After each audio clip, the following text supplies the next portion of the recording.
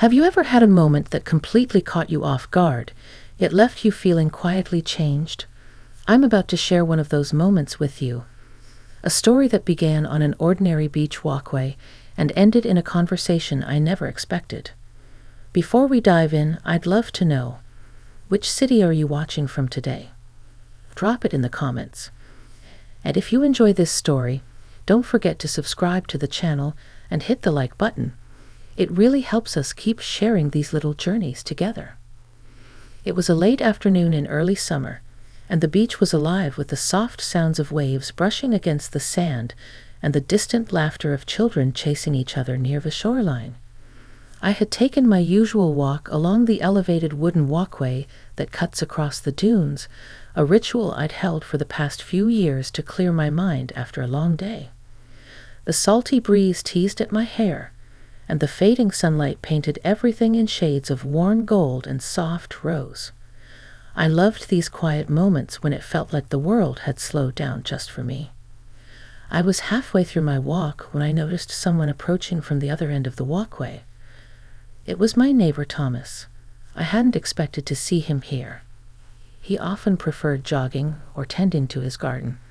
But there he was, walking at a leisurely pace, hands in the pockets of his light jacket. I hadn't spoken to him much beyond casual greetings over the fence or brief exchanges in the driveway, but something about his relaxed demeanor made me slow my steps. As he drew nearer, he gave me a small wave. "Hi, Claire," he said. His voice had a warmth I didn't anticipate. "Beautiful evening, isn't it?" I smiled, returning his greeting. "It really is. The light on the water right now is incredible." We fell into step beside each other, moving slowly along the walkway. Neither of us felt the need to rush, which was unusual for me. I often used these walks to push my thoughts into order. But Thomas had a way of making the air feel less hurried, less pressured, like the world had opened a small space just for conversation. After a few moments, he turned toward me with a hesitant expression, one I didn't recognize. "Claire, can I ask you something a little unexpected?" Curiosity piqued. I nodded. "Of course." He took a deep breath. "I've noticed you walking here most evenings, and I wondered if you ever feel lonely? I mean really lonely, in a way that's hard to put into words." The question caught me off guard, though not in a negative way. There was no judgment in his tone, only genuine concern. I paused, considering my answer. "Sometimes," I admitted quietly. "I think everyone feels that way at times, but I try to keep myself busy, walking, reading, or gardening. It helps." He nodded slowly, as if processing something he'd been holding back. "I feel the same. I mean, I have a life, a routine, friends, but some evenings it hits me how quiet it can get, how empty it feels, even when you're surrounded by people." There was a vulnerability in his words that made my chest tighten, not in an uncomfortable way, but in a way that reminded me how rare it was to find someone willing to speak so openly about their feelings. We continued walking, our pace unhurried. The sunlight was fading now, leaving behind a pinkish glow over the dunes, and the shadows of the wooden railings stretched long across the sand. Thomas gestured toward the ocean. "I sometimes come here just to remind myself there's something bigger than all the little things we get caught up in." I looked at him and nodded. "I do the same. It's like a reset button, isn't it? You can take a deep breath and remember what really matters." He smiled faintly and then, without any pretense or rush, he shared a story about his childhood summers spent near the coast, how he used to race along similar walkways with his sister, and how he had carried those memories with him for decades. His voice had a gentle rhythm, like waves rolling over smooth sand, and for the first time, I realized that the man who had always seemed quietly reserved was capable of opening up in ways that felt profoundly human. When we reached the end of the walkway, where the stairs led down to the beach, I felt a strange reluctance to leave the conversation behind. I looked at Thomas and said, almost without thinking, "I'm glad you spoke to me today. It's rare to find someone you can really talk to." He nodded, his expression softening. "Me too. Sometimes it takes a little courage to reach out, but it's worth it, isn't it?" As I descended the stairs, I felt a subtle shift inside me. The encounter had been brief, unexpected, and entirely simple, but the weight of the moment lingered. There was something deeply comforting in knowing that someone else, someone you see every day but never truly notice, could touch your life in a quiet, meaningful way. And for the first time in a long while, I felt like perhaps I wasn't as alone as I had thought. The next morning, I found myself thinking about my walk with Thomas more than I expected. There was a quietness to it, a sense that our conversation had opened a small door in both of us. I brushed it off initially, telling myself it was just neighborly friendliness, but deep down, I knew it had been more than that. There was a rare kind of understanding that had taken root, something that didn't need words to be felt. By mid-morning, I decided to take another walk along the same beach walkway. The air was cooler than yesterday, the scent of salt and damp sand sharper, and the sky a brilliant, pale blue stretching endlessly over the dunes. The beach was quieter, most of the early risers still lingering over their coffee or their morning routines. I felt a small thrill at the thought of possibly running into Thomas again, though I told myself it was probably unlikely. Halfway along the walkway, I heard the familiar crunch of footsteps behind me. Turning, I saw Thomas a few yards away, waving. "Claire, fancy seeing you here again," he said with a worn grin. I laughed softly. "It must be fate," I'd replied, "or maybe just habit." He fell into step beside me, and we walked in companionable silence for a few moments. Then, almost casually, he said, "I've been thinking about what we talked about yesterday. About feeling lonely. I realized it's easier to overlook how much we need someone to just listen. Not give advice or fix anything. Just listen." His words struck a chord I hadn't expected. There was something humbling in the honesty of his admission. "I know exactly what you mean," I said. "Sometimes it's easier to talk to someone who isn't too close, someone who won't judge or worry. You can just be yourself." He smiled, a little shyly. "Exactly. And yesterday, I felt like I could actually do that with you. I don't know why, really, but it felt natural." We continued walking, the dunes stretching on either side of the wooden path. A gentle wind swept across the walkway, ruffling our hair and carrying the faint, distant cries of seagulls. The conversation flowed more easily than I expected, touching on our favorite books, movies, and the small quirks of living in our town. It was light, but beneath the surface was an undercurrent of something deeper, a mutual respect, a sense that each of us could be ourselves without pretense. At one point, Thomas paused and pointed toward a small cluster of sand dunes where the sunlight hit just right, casting long, warm shadows. "I like this spot," he said softly. "It feels like a place you could sit for hours and just think." I followed his gaze, taking in the view. The ocean glimmered beyond the dunes, and the sand seemed to glow as the morning light hit it. "It's beautiful," I agreed. "It really does make you stop and notice things, doesn't it?" He nodded, then hesitated, as if weighing his next words. "Claire, would you like to sit for a while? I brought a blanket. Sometimes it's nice to just be here, without moving." I was surprised but pleased. The offer was simple, yet it carried a sense of trust and respect that was rare in such casual interactions. "I'd like that," I said, smiling. We settled on the blanket, a little distance from the main walkway, and let the sounds of the beach fill the silence. There was no rush, no need to fill every moment with words. The occasional call of a distant gull or the whisper of the wind over the dunes was enough. Over time, our conversation drifted into quieter, more personal territory, memories from childhood, dreams we hadn't acted on, regrets we'd learned to live with. It was honest and unguarded, yet comforting in its simplicity. I remember noticing the way Thomas listened, truly listened, without interrupting or trying to steer the conversation. It made me feel lighter than I had in months, as if the weight of my thoughts had been quietly shared without needing to explain every detail.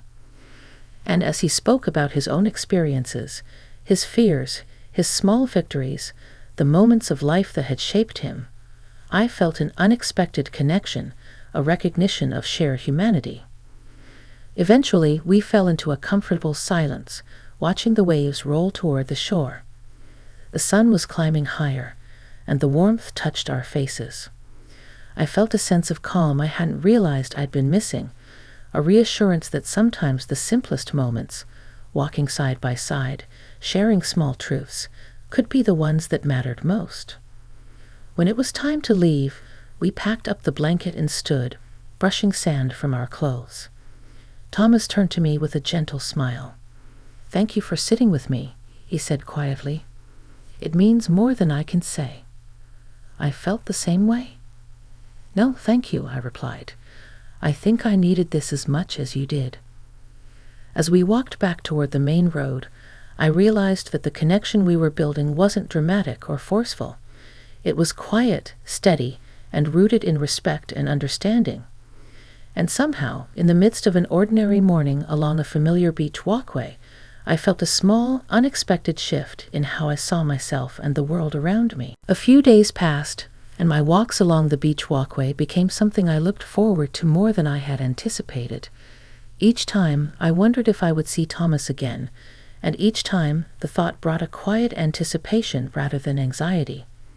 It had become a small rhythm in my week, a gentle unfolding that felt both comforting and new. One late afternoon, I arrived at the walkway just as the sun began its slow descent toward the horizon. The sky was a tapestry of amber, lavender, and soft pink, and the ocean shimmered with reflected light. The air was warmer than the morning, carrying the faint scent of sunscreen and salt.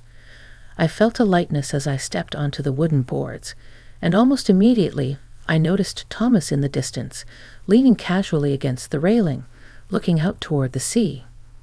"Claire," he called softly as I approached, a smile touching his lips. "Just in time. The sunset is incredible today." I returned his smile and fell into step beside him. "It really is. There's something about that moment when the sky changes color that makes everything else fade away." We walked together in companionable silence, letting the sounds of the waves and distant seagulls fill the spaces between our thoughts. Then Thomas paused and looked at me, his expression a mixture of curiosity and something deeper I couldn't immediately identify. "Do you ever feel like life has a way of catching you off guard? Like just when you think you've settled into a routine, something unexpected shows up and makes you question everything?" I considered his question, feeling a surprising resonance. "All the time," I admitted. "Sometimes it's scary, but other times it's illuminating. It makes you realize there's more to life than just the patterns you follow." He nodded slowly, and then there was a pause, an almost imperceptible hesitation. "I think that's why yesterday and today have felt so significant to me. I didn't expect to meet someone I could really talk to, someone I could share small truths with, and yet, here we are." The honesty in his voice made me feel a warmth I hadn't anticipated. It wasn't romantic or dramatic. It was simply a recognition that two people could meet and connect in a way that felt genuine and rare. I felt the same way, and I told him so. I feel it too. It's reassuring, in a way, to know that connection is possible, even in the smallest moments. We walked a little further, stopping near a bend where the walkway dipped slightly, giving us a clear view of the sun sinking toward the horizon. The colors were breathtaking, and for a few moments, neither of us spoke. It was one of those rare silences that doesn't feel empty. It feels full, as if the world itself is holding its breath alongside you. Then Thomas turned to me with a thoughtful expression. "Claire, I hope this doesn't sound strange, but I've been thinking about the things I want to remember, the moments I want to carry with me. And meeting you talking like this, it's one of those moments. I felt a lump in my throat, not from sadness, but from the gravity of his words. They were simple, yet they carried a weight that lingered in the chest. I understand, I said softly, and I feel the same. Sometimes it's these quiet, unexpected connections that mean the most.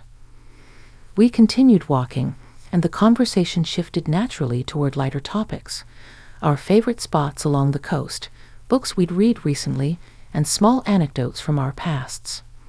Yet, even as we laughed and shared stories, there was an unspoken awareness between us, a recognition of the depth of the trust we were building. It was subtle, almost imperceptible to anyone else, but to us, it was profound. As the sun finally dipped below the horizon, leaving a soft, dim glow over the dunes, Thomas stopped and looked out at the waves. "You know," he said quietly, "it's amazing how the world can feel both vast and intimate at the same time. Standing here, seeing the sunset with someone who understands, it changes your perspective." I nodded, feeling a quiet agreement. It does. It reminds you of what's important, of the people and moments that really matter. He turned toward me, his gaze steady but gentle. "I don't want this to be a fleeting thing, Claire. I want to keep having these moments, these conversations. I feel lighter when we talk, and I hope you feel the same." I looked at him and smiled, feeling the same unexpected but comforting shift in my heart. I do, more than I realized I could. We walked back toward the start of the walkway in silence, the fading light casting long shadows over the boards. There was no need for dramatic gestures or declarations. The connection was already there, quiet and unspoken, rooted in respect and understanding. And as I returned home that evening, I felt a sense of clarity I hadn't felt in years, that sometimes the most meaningful moments come when you least expect them, and that real connection is as simple and as profound as walking side by side with someone who truly listens. It was early evening when I made my way back to the beach walkway again, the sky painted in soft shades of lavender and gold. The air carried a faint chill from the approaching night, and the gentle rhythm of the waves was a constant, soothing presence. I had begun to notice how these walks were no longer just a routine. They had become something I looked forward to, a small sanctuary where time seemed to slow and life felt a little lighter. As I approached the familiar bend in the walkway, I saw Thomas waiting, leaning casually against the railing, a contented expression on his face. He waved when he noticed me, and I returned the gesture, feeling a quiet warmth spread through me. The day had been long, filled with errands and responsibilities, but this moment was entirely my own. "Claire," he greeted me softly. "The light is perfect tonight. I thought you'd like to see it." I smiled, falling into step beside him. "It really is. You have a good eye for these things." We walked together in comfortable silence, letting the evening colors wash over us. There was something grounding about the rhythm of the waves and the gentle creak of the wooden boards beneath our feet. I realized in that quiet space how much these small shared experiences had come to mean to me. They weren't dramatic or sensational. They were gentle, steady reminders of the beauty of connection. After a few minutes, Thomas spoke again, his voice thoughtful. "You know, I've been reflecting on the past few days. On these walks, these conversations, I didn't realize how much I'd been craving this, a simple, honest connection with someone who understands." I nodded, feeling the same truth resonate within me. "I know exactly what you mean. It's rare to find someone you can talk to like this, without pretenses, without pressure. I feel calmer, more myself when we talk." We stopped near the end of the walkway, where the dunes fell away toward the sand below. The last rays of sunlight glimmered on the water, and a gentle breeze played with the loose strands of our hair. It was quiet, but the silence was full of meaning. Thomas turned to me, a soft smile on his face. I think the world could use more moments like this. Moments where people pause, notice, and really listen to each other. It's surprising how much it can change the way you see things. I felt a lump in my throat, not from sadness, but from the weight of gratitude and understanding. Yes, I said quietly. And I think it changes you from the inside. It makes you appreciate what you have, and even the little moments feel significant. He nodded, and for a while, we simply watched the sun disappear beneath the horizon. The sky shifted from gold and lavender to soft indigo, and the first stars began to appear. The waves glimmered in the fading light, and the distant cry of a gull punctuated the stillness. It was a perfect, unhurried ending to the day, and it felt like a metaphor for what our time together had come to represent: simple, steady, and profoundly meaningful. Before we left, Thomas said something that surprised me, not in words, but in its quiet certainty. "Claire, thank you. For these walks, for the conversations, for being here. I didn't expect to find this kind of understanding, and I won't take it for granted." I smiled, feeling a sense of peace I hadn't known I was missing. "Thank you too, Thomas. It means more than I can put into words. These moments, they've reminded me how important it is to connect, to notice, to really listen."